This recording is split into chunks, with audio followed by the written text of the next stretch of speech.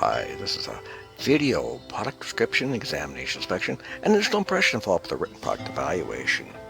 And we're doing the Apex. This is the Kink Control Plus. It's the 856 7-50 garden hose. It's 5/8 by 50 feet. And they describe this to be a triple frame technology for superior kink resistance and durability. The raised external ridges support the hose structure, complete with improved flexibility and kink resistance. These hoses will also provide easier coiling, handling, and high abrasion resistance. What I especially like about this for myself, it's made in the USA.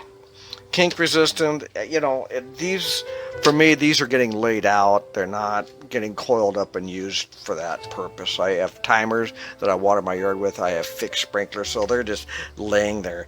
I had to replace this one because I ran it over with the mower the other day. After doing some yard work, I had the mower too low and I chopped up my hose, so I had to pull this one up and replace it. Hoses aren't created equal.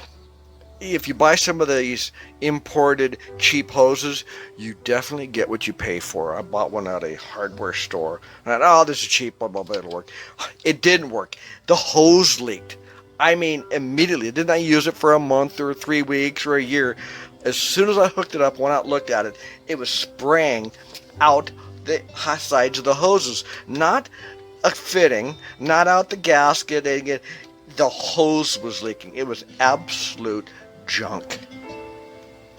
You get what you pay for, you really do. This is 50 foot by 5/8 hose, which is exactly what I wanted.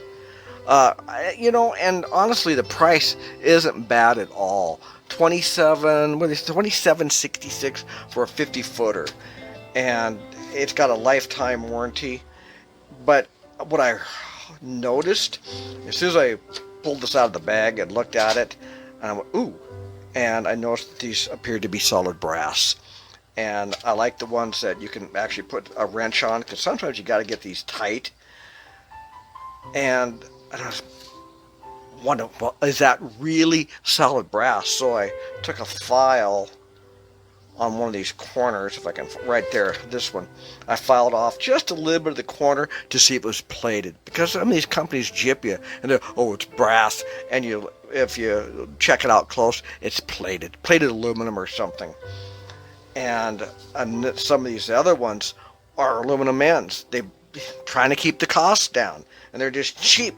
And aluminum is just horrible to have for your garden hose. They get all kinds of corrosion and stuff growing they're just really inferior quality. Solid brass is the only way to go when it comes to your water products. That's why these shipwrecks that are sitting on the bottom for 100 years, the only thing that's left is the brass stuff, the brass bell and things. This looks really... So here's how this came today.